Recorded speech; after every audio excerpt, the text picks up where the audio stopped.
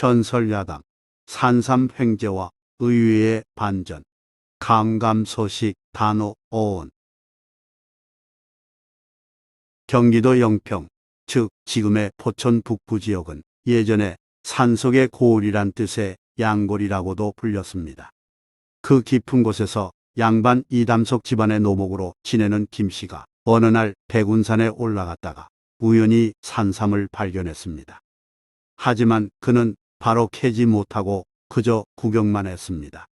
말두자 모양의 깎아지른 듯한 암벽에 산삼이 있었기 때문입니다.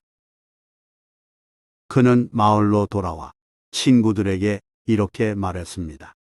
깊은 곳에 위치한 산삼밭을 발견했다네. 나와 함께 가서 산삼을 캐어 똑같이 나눠 가지세. 두 친구가 응낙하여 세 사람은 불이 나게 그곳을 향해 갔습니다. 다른 친구들은 무척 험한 암벽이라는 말을 듣고 포기했으며 산삼 캐러 떠난 이들의 가족은 부푼 꿈을 품으며 무사 귀환을 기다렸습니다. 그런데 그날 저녁 돌아올 줄 알았던 세 사람은 이튿날이 되어도 오지 않았고 닷새가 지나도 감감소식이었습니다. 감감은 아주 멀어서 아득한 모양을 나타내는 우리말이며 이에 연유한 감감소식은 오래도록 안부가 전혀 없음을 뜻합니다. 없음을 강조하여 감감무소식이라고도 말합니다. 혹시 호환을 당한 건 아닐까? 날마다 마을 사람들이 걱정할 때 오인일인지 김씨 혼자서 나타났습니다. 동행했던 친구의 아내들이 어째 자기네 남편은 보이지 않냐고 묻자 김씨는 머뭇거리다가 말했습니다. 무엇을 잘못 먹었는지 연신토하고 설사하더니 급기야 그만 죽었습니다. 김씨는 그러면서 캐온 산삼 전부를 내놓으며 이걸 팔아 장례를 치르라고 말했습니다. 희생자의 가족은 의심스러운 눈길로 김씨에게 물었습니다.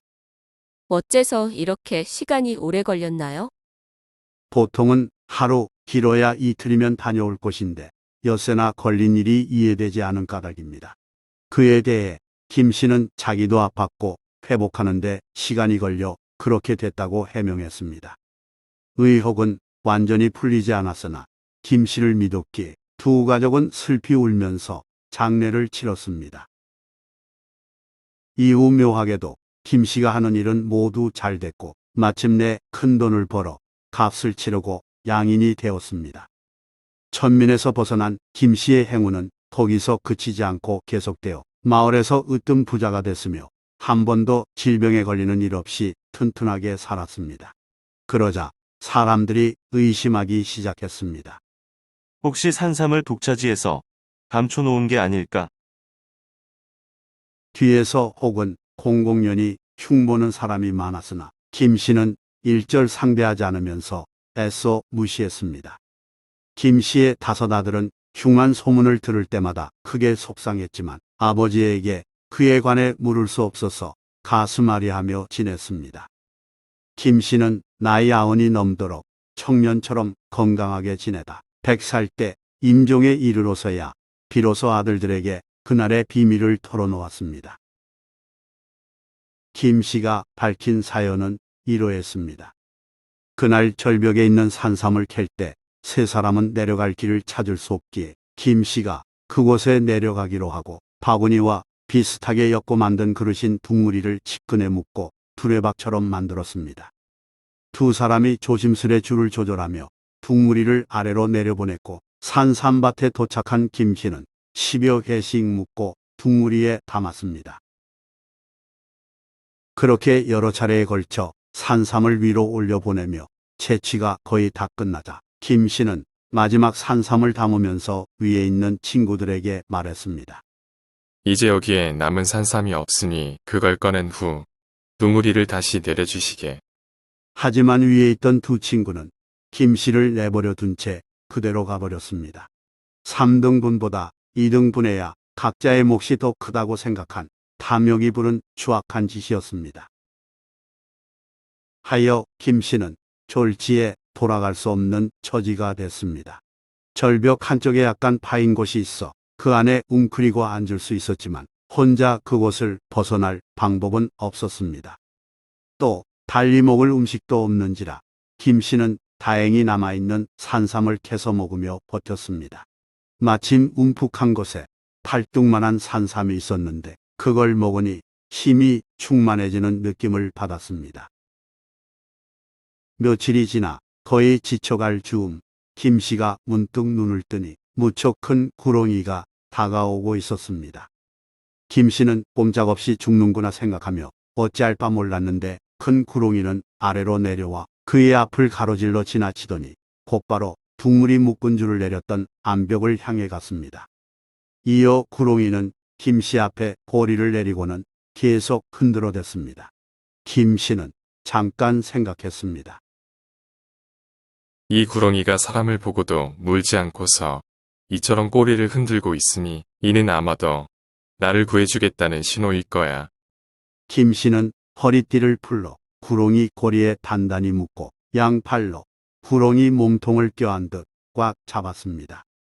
그 직후 사람 2배에 이르는 길이의 구렁이가 신속하게 움직이는가 싶더니 어느 순간 김씨는 절벽 위로 올라왔습니다.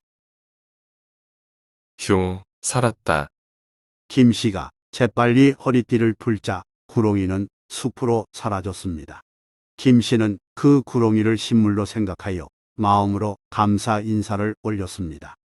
간신히 위기에서 벗어난 김씨는 왔던 길을 도로 내려갔는데 큰 나무 아래에 2 친구가 쪼그리고 앉아있는 모습이 보이기에 다가가며 물었습니다.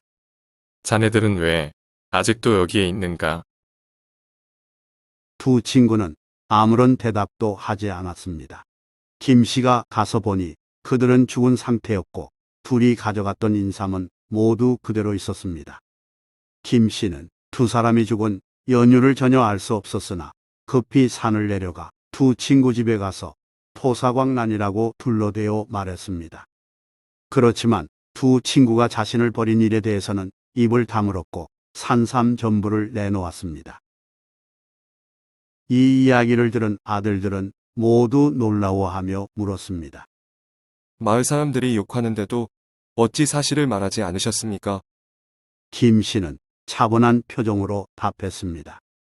그들은 이미 천벌을 받아 죽었고 나는 하늘의 도움으로 살아남아 분수에 넘치는 복을 누렸느니라.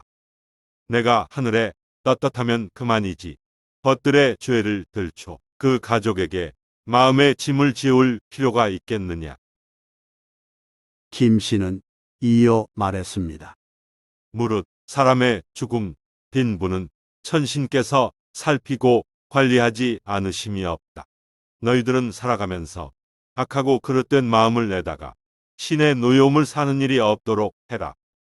김씨는 자신이 100세까지 무병장수하고 그 사건 이후 더는 산삼을 얻지 못했어도 모든 일이 술술 풀린 것에 대해 하늘의 도움으로 여겼다고 전합니다. 좋아요 및 구독은 만물유래 전설야담 영상 제작에 큰 힘이 됩니다. 고맙습니다.